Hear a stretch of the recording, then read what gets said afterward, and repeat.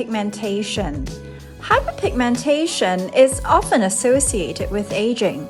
However, there are actually many different types of pigmentation that dermatologists encounter. While not all forms of hyperpigmentation are the same, there are a few common pathways that effective treatment options can target. Melanocytes are the cells that produce pigment known as melanin. These three ingredients work effectively and holistically to regulate melanocyte activity, namely tranexamic acid, kojic acid, and niacinamide. In the formulation of an effective serum to treat hyperpigmentation, addition of 5% sulfonic acid has an added benefit of increasing skincare absorption by exfoliation. This enables the active ingredients to target the various cellular pathways involved in hyperpigmentation. This week's podcast is brought to you by SkinCeuticals, a leading cosmeceutical brand recommended by dermatologists worldwide. Hi guys, welcome to today's episode of Dermatologist Talks Science of Beauty. Today's podcast episode is an in-depth delve into the science behind hyperpigmentation. Hyperpigmentation is often associated with aging. However, there are actually many different types of pigmentation that dermatologists encounter. It is important for the public to understand that not all forms of hyperpigmentation are the same. The first part of this podcast will give you a fundamental grounding in the actual processes that are responsible for the development of different types of hyperpigmentation. If you suffer from hyperpigmentation, you may have a better idea of why you are developing it. If you suspect that you have certain types of hyperpigmentation that we are discussing in this podcast, it is best that you visit an accredited dermatologist for an accurate diagnosis and treatment plans. The commonest type of pigmentation we see developing is age-related. This is in the form of sunspots, also known as age spots. Specifically, they are referred to as solar lentigo in medical terms. Sometimes these age spots could also be seborrheic warts, which have a warty appearance. Solar lentigo develops due to photoaging. Ultraviolet exposure plays a direct role. The more sun exposure you have accumulated over the years, the higher the risk of developing solar lentigo. In individuals who have accelerated skin aging due to biological or environmental risk factors, they may start developing more hyperpigmentation due to sunspots earlier in their lives. Dermatologists generally regard aging as an event that commences after the age of 25. However, sun protection starts from the moment you are born. It is the years of sun exposure before the onset of your hyperpigmentation that is responsible. Therefore, using sunscreen is critical at every stage of your life. The second type of hyperpigmentation is commonly confused with sunspots. These are actually freckles, also known as ephthalites. These develop in early childhood and are benign. This means that freckles are harmless and do not need to be treated. In fact, treatment outcomes for freckles are actually fairly poor, as laser therapies can cause scarring. What causes freckles? Freckles are genetically determined.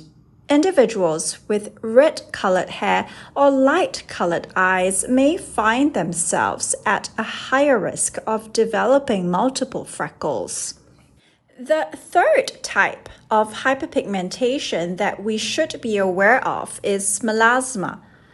Melasma is a condition that is treated simply because it is cosmetically disfiguring. It can affect both men and women. However, it may be more common in females because of its hormonal links. Women find during various stages of their lives, including pregnancy, post-pregnancy, and during menopause, that there is a surge in the hormone estrogen. This has effects on women's skin.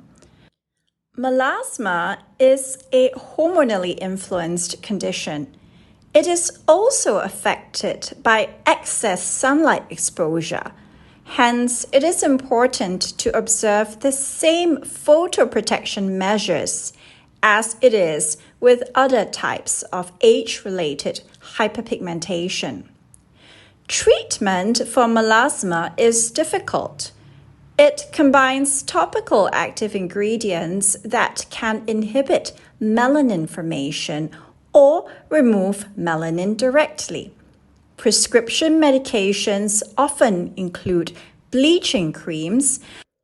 Creams for hyperpigmentation are used with lasers, such as the 1064 Q-switch nanometer laser, often in conjunction with superficial chemical peels.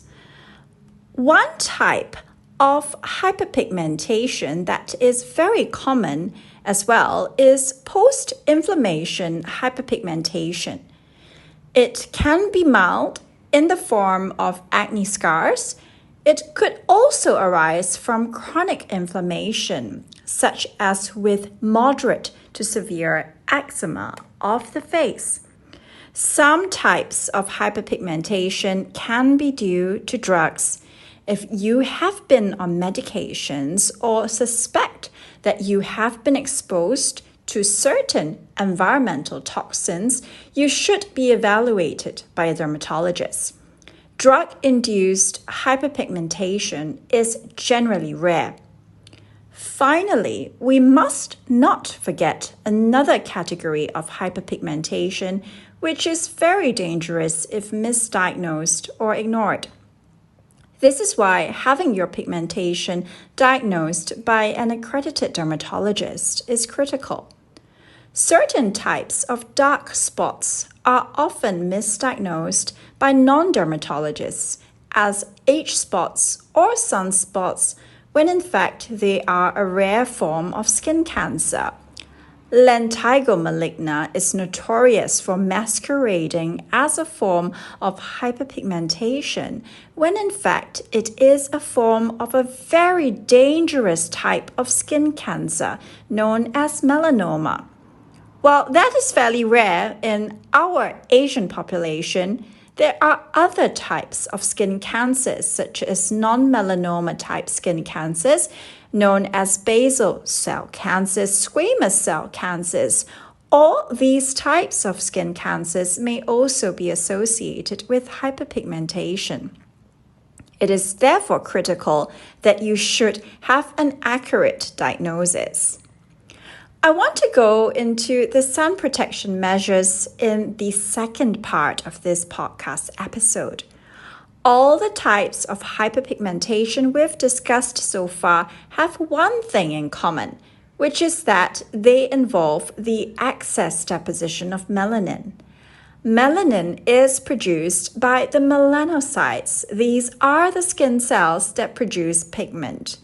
In addition, melanin is also activated by sun exposure.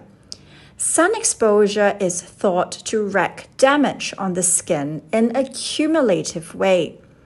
That means the total amount of damaging UV rays you accumulate in your entire lifetime will ultimately be seen in the effects on your skin. In tropical Singapore, we are exposed to 100% of the sun's harmful UV rays. These are the most intense from 10 a.m. to 4 p.m. Dermatologists generally advise against direct sun exposure during this time frame. Photoprotection can be in the form of wearing photoprotective clothing for the body. On the face, dermatologists recommend an SPF 50 broad-spectrum sunscreen. It is important for you to choose a reliable brand backed by dermatologists because sunscreen is, in a sense, to be considered a medical rather than a cosmetic product. I feel that antioxidants in skincare now play a promising role in sun protection as well. Antioxidants actually offer an additional layer of protection when used together with sunscreens. Antioxidant ingredients directly neutralize the damaging free radicals generated at the surface of the skin. This is the process responsible for activation of melanocytes that increase the risk of hyperpigmentation. Specifically, we also should look for ingredients that have been proven to work at the level of the melanocytes. Tranexamic acid is a compound which is originally used as a medication and as an injectable for melasma patients undergoing treatment. How it works is this. It intervenes in the release of inflammatory compounds known as inflammatory mediators. This prevents the further inflammatory cascade that leads to excess melanin formation. Kojic acid is a tyrosinase inhibitor. Now, tyrosinase inhibitors are key in the therapeutics of melasma. Essentially, tyrosinase inhibitors restrict the production of melanin by inhibiting the enzyme tyrosinase. Kojic acid as an example of a nature-derived active ingredient that works as a tyrosinase inhibitor. It is a natural byproduct of certain fungi, for example, and is also found in sake.